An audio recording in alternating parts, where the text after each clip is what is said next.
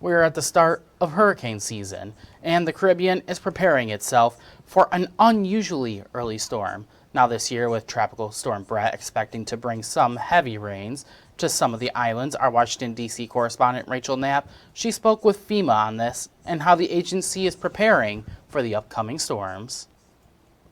June kicks off hurricane season, and in a rare occurrence, eastern parts of the Caribbean are bracing for some early weather as Tropical Storm Brett is set to move in.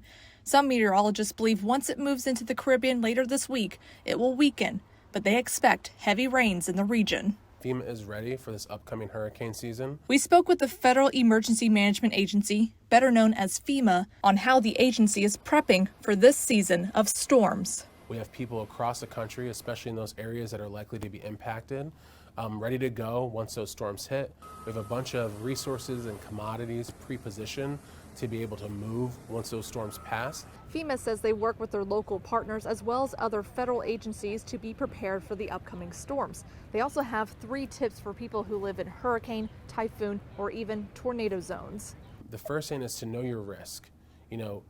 It's easy to look at the map and say, oh, like this is where the cone says it's going to go, or this is where the map says it's going to go. But think about things like rainfall. When we think about Hurricane Ian, there was wind, there was storm surge, but it also dumped 20 inches of rain that led to intense flooding.